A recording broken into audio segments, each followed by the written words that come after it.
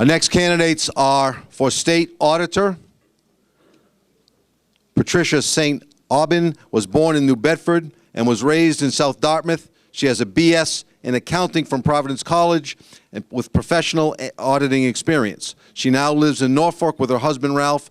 With her expertise, the auditor's office can perform better for all taxpayers.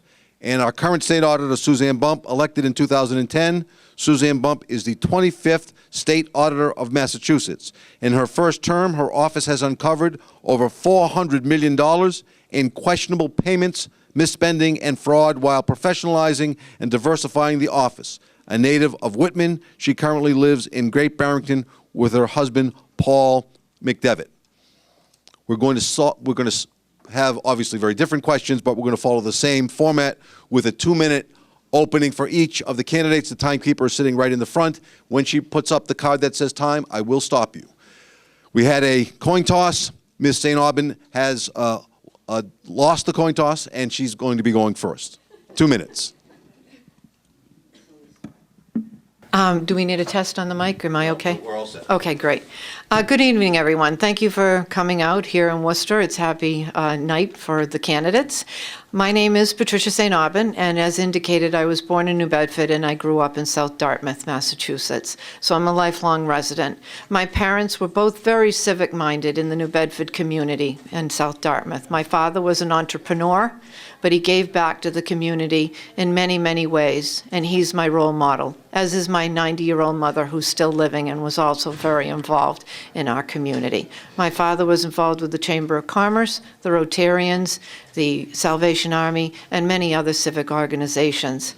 I grew up, as I say, in South Dartmouth. I went to Bishop Stang High School in Dartmouth. Then I went on to Providence College, where I studied accounting, a difficult major. When I got out in 1980, I was one of 20 women out of 90 people studying accounting. I paved a path for many women that came after me in the business world. I also happen to hold a master's in American history from Providence College, and I am a candidate for a double major master's in European history.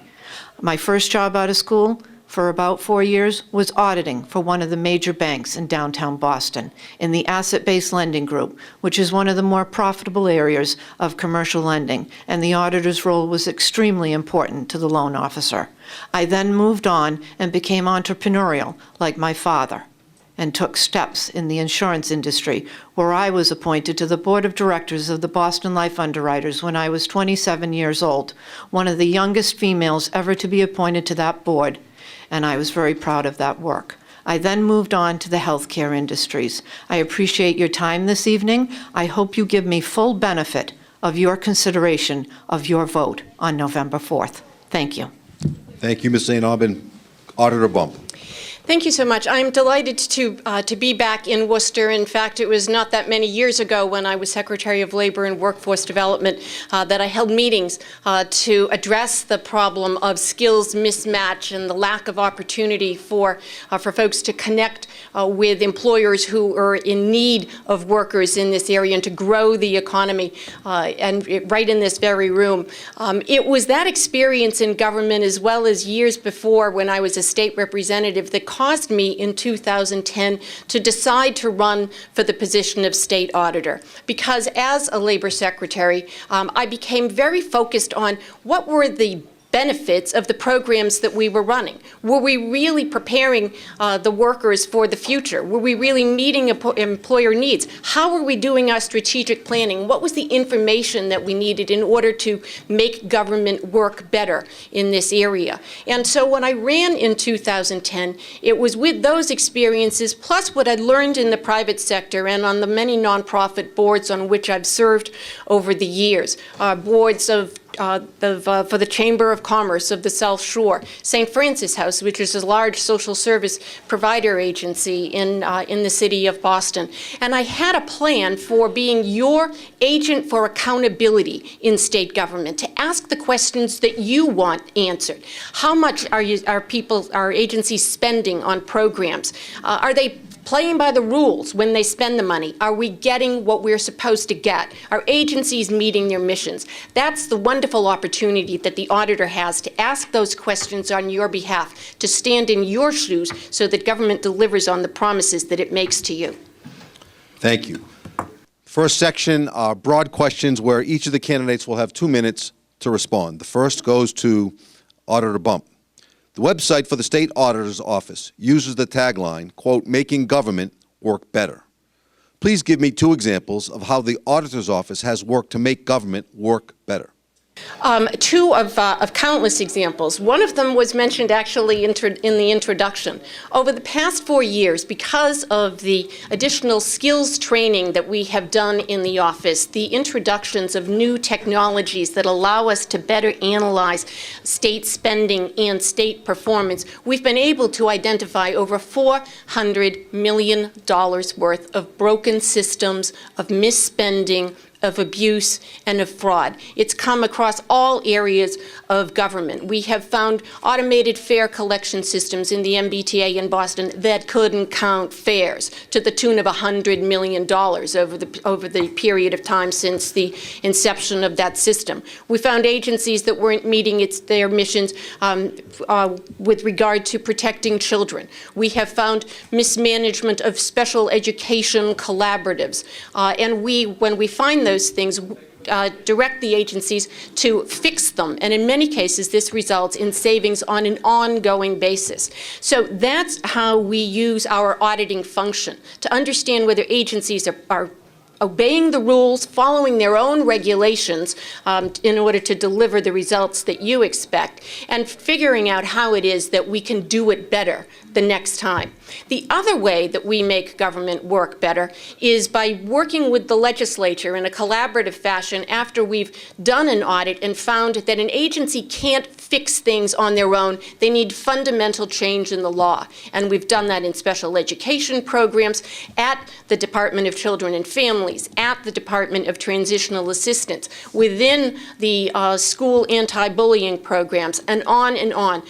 Public administration of, public housing administration, as our moderator well knows, our recommendations have been turned into law to make government work better, more effectively, more efficiently, with more accountability and more transparency. Ms. Saint Aubin, you've heard her response. I'd like you to let us know how you might have improved on the work that she just cited. Great.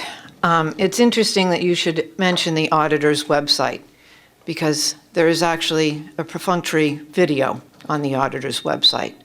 And one of the things that states is that there are 375 state entities that should be audited once every 3 years. When Suzanne Bump came into office in 2011, that particular Mass General Law, which was Chapter 11, Section 12, stated that those 375 state agencies should be audited once every 2 years. So government is not exactly working better under Auditor Bump. When she came into office, when she assumed office, when she ran for office, she was to do 187.5 audits on an annual basis. She went to the state legislature after getting a peer review that she failed because of the work of her predecessor, and she paid $3,500 for that particular peer review to find out how to audit. I went through 4 years of college to know how to audit. I worked in private industry for 4 years to learn how to audit. She changed the law. She went to the state legislature and had the law changed to bring it down to 125 audits per year. And she's not met that benchmark but the first year in office. And Auditor DiNucci got her across the line. She did 133 audits the first year, 89 the second year, 64 audits, and as of October 1st of this year, 36 audits. There are 98 people that serve in an auditing capacity based upon information I have from 2012. Professionalism will be brought back to that office if I am elected auditor. Thank you. Ms. Saint Aubin, I think you've answered my next question, but I'm going to try it again anyways. Please give us 2 additional examples of what our current state auditor has failed to do and what you would do differently. Yes, I can answer that as well. Mr. Marino, you're an executive director of a housing authority. I am. And I have looked closely at the housing authority audits, and I am troubled by them. When DiNucci did your audit in 2009, he actually came up with 14 items that he looked at the time. As far as I'm concerned, that was pretty thorough. And that has actually been my argument all along the way, that when I look at the Housing Authority audits, they're helter-skelter. There's only 1 or 2 items that are reviewed. And actually, maybe it is 14 items that should be reviewed. Maybe it's 20 items that should be reviewed. They actually looked at your accounts receivable at the time. They looked at your inventory control list at the time. That should be done. When recently an audit came out on the University of Massachusetts system, you have a college here that serves as one of the universities. There are 7 in the state. As far as I'm concerned, each of those universities should be audited separately, not under an umbrella of 7 universities in one audit. That's not thorough. That's cursory auditing. I can do better. I've done better professionally. Again, you will get an upgrade of professionalism when you elect me auditor. Thank you. Auditor Bump, your response, please. Unfortunately, I don't think that that despite the fact that she's been on the campaign trail for a number of months, that Ms. Saint Aubin has really come to understand what government auditing is about and about the standards that we use in the office. What we are doing in order to make the best use of the resources of the state of the state auditor's office is what the industry does, and that is that we do risk-based auditing. So we don't do the kind of audits that had been done previously, where when they looked at the Department of, for instance, transitional assistance, they only looked to see if they had a good backup computer system. When we audited the Department of Transitional Assistance, we wanted to know, are you fighting fraud? Are you checking the eligibility of claimants? Are you using all the tools you have to prevent abuse of benefits? Because of the depth that we are bringing to our auditing, we are, in fact, she's right, doing fewer of them, but they have producing greater results for the taxpayers and for the agencies themselves. So that's the model that you should be using, strategic use of your resources. Don't spend a lot of time where there is not a lot of risk, where there's not a lot of impact. Spend the time on the major programs that spend the most money, that are most susceptible to fraud, waste, and abuse. And that's how you work efficiently and effectively in government. I'd like to also point out that what she was referring to in 2011 was that I asked for a peer review of the office as soon as I took office in order to find out how well the office was doing meeting government standards. And in 2011, the agency that I inherited failed a peer review. It didn't have competent staff, and it wasn't auditing properly. In 2014, another peer review was done. Just a few months ago, we got the highest possible rating, which is a pass. Okay, thank you. Now, the next section will have more rapid responses, 1 minute. This question will start with Auditor Bump. It's relative to the effectiveness of bureaucracy. According to a 2013 auditor's report, 96% of Massachusetts tax revenue comes from just 6 of the 26 sources examined. The remaining 20 taxes require their own departments and commissions. How does Massachusetts compare with other states, in your opinion, in terms of the number of departments, commissions, or other measures of bureaucracy? We have a highly, shall we say, a highly evolved bureaucracy in Massachusetts, and I think that it's been actually made unnecessarily complex.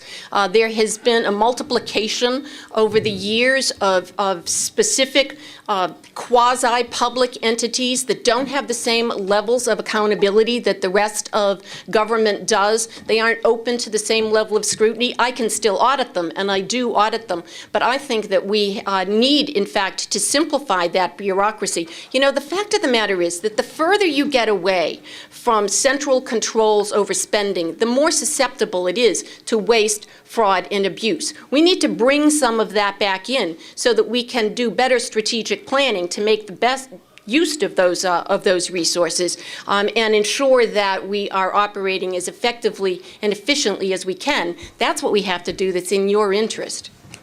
Thank you, Auditor. The response now from Ms. Saint Aubin. Yes, I hear about bureaucracy on the campaign trail all the time. In fact, I've been to 260 various places on the campaign trail since I announced my candidacy in February. I'm engaging with a lot of small business owners, and I know that the overhead for small business owners is quite severe in this state. But when we talk about bureaucracy, we need to look at what's going on in the auditor's office and the bureaucracy that exists there, and the fact that these audits aren't getting done. She talked about the peer review and that it failed in 2011 and that she passed in 2014.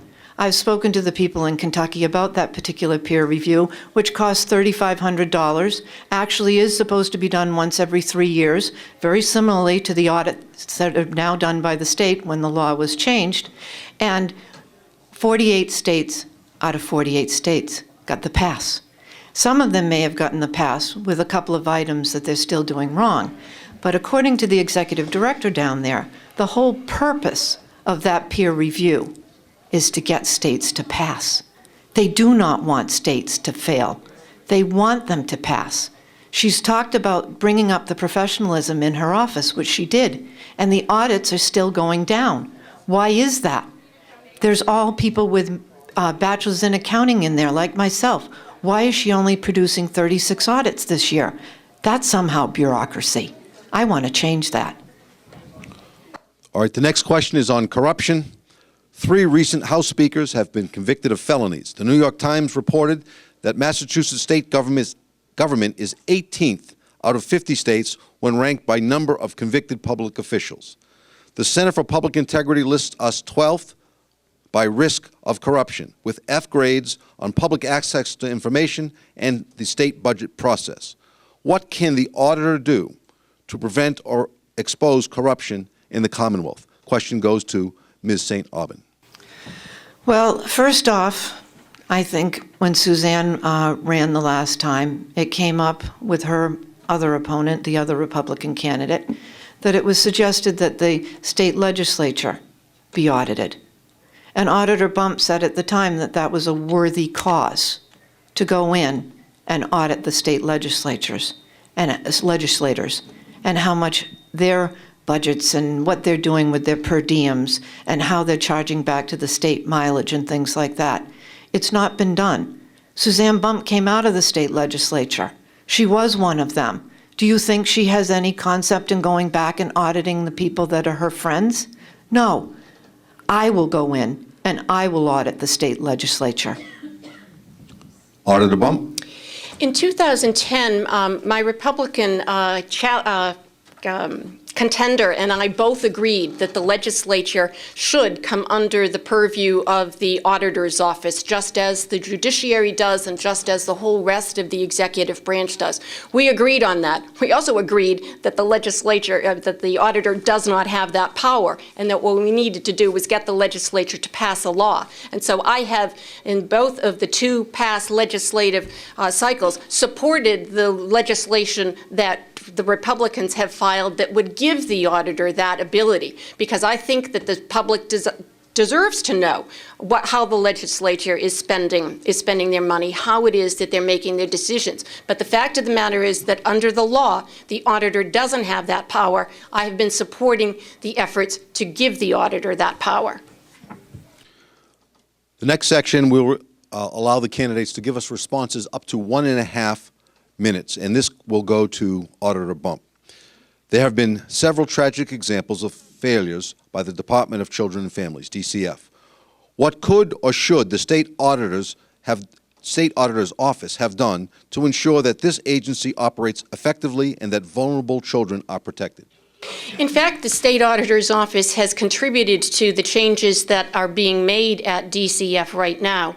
Long before Jeremiah Oliver went missing and then was determined to have, who had died at and that his parents were responsible for that tragic death, we had commenced auditing one of the programs at the Department of Children and Families. We weren't auditing the Family Services Program that was supposed to be keeping an eye on that particular family. We were auditing the foster care program. And what we found is what the Child Welfare League found when it looked at the agency as a whole. Not enough staff to do the job, not enough resources available, particularly in terms of electronic record keeping, to see the kids were getting medical exams, to see that background checks on foster families were being done, to see that managers had the information that they needed to ensure that that kids were being taken care of. The agency was under-resourced, which is really what you were talking about with the two senatorial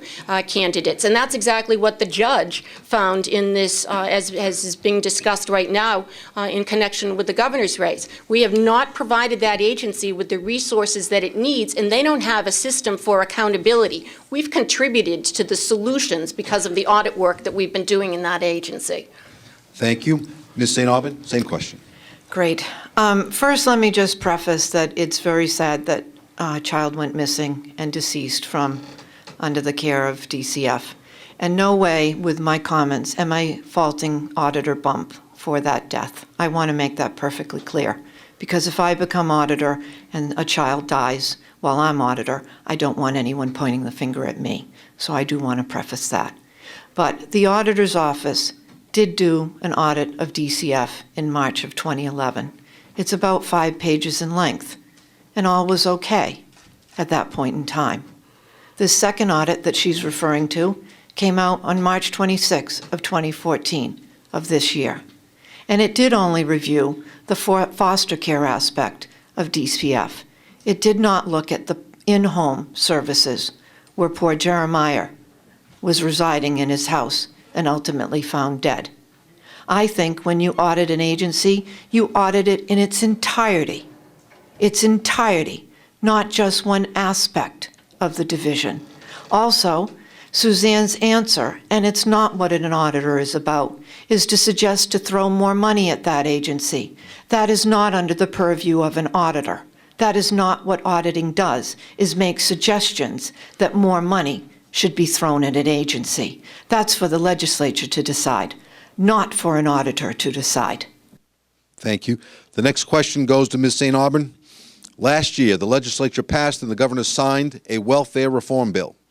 Are there additional steps that should be taken to protect against fraud and abuse of public benefits? And is there anything that the state auditor can do to help prevent or expose abuse? Yes, thank you for that question.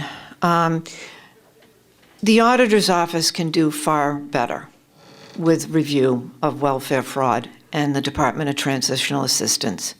There is a Bureau of Special Investigations that does take in fraudulent calls on behalf of state agencies that do work in this area, food stamps and SNAP and the other divisions, and also if someone in the John Q. Public happens to call.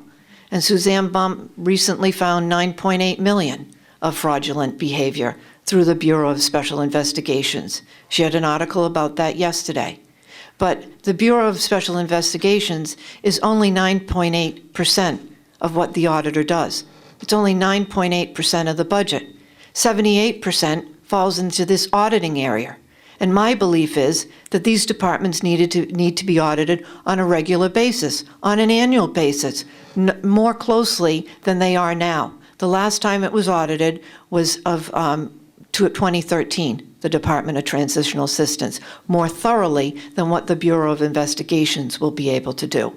So that's what I intend to do. Because this is such a problem area, I will order that the Department of Transitional Assistance be audited on an annual basis. That's what you will get out of me as an auditor.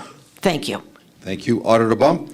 There are two ways that we try to protect the public interest with regard to public assistance programs. One of them is through our Bureau of Special Investigations, which looks at individuals who are either ineligible for benefits and have been wrongly claiming them or are abusing their benefits.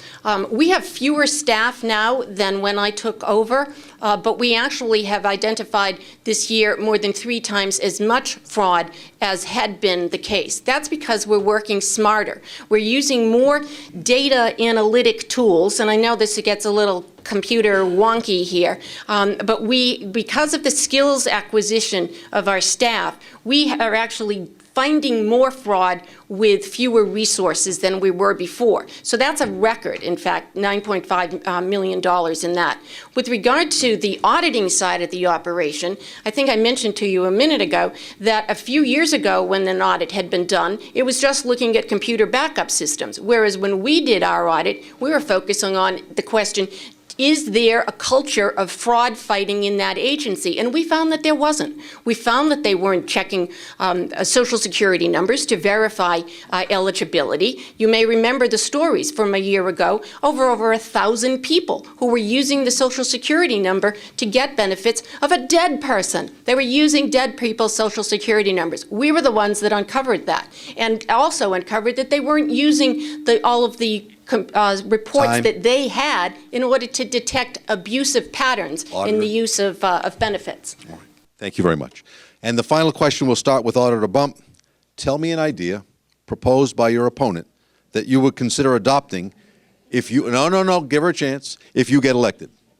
Well, clearly, I would agree that we would love to be able to have even more of an impact in state government. And so the way to do that is to enhance our skills, make sure that we're auditing to the highest standards, and to do risk-based auditing so that we aren't spending time on little bitty agencies where there's not that much chance of things going wrong, and we can spend time on the big programs. We have a standing Medicaid unit that is constantly auditing different aspects of the Medicaid program. We find, again, problems with putting people on benefits that aren't entitled to them. We find abuse by providers who are overbilling, who are billing for services that they never even rendered, and we prosecute those in conjunction with the Attorney General's office, and we get restitution. There are innumerable ways that we can advance this cause of public accountability and enhance the public trust. And that's what my role is in state government, to act on your behalf to make sure that government is operating the way you need it to. Thank you, Auditor. Ms. Saint Aubin, tell me an idea proposed by your opponent that you would consider adopting if you get elected. Number one, she said it over and over, hasn't she? Bring the degree of professionalism up. You gotta get an auditor that's audited, somebody that has a bachelor's of accounting in there in order to elevate the professionalism of that department. That's the story. I have the degree, I have the background. Suzanne wants to constantly, in a somewhat condescending way, tell me that I don't know about governmental auditing.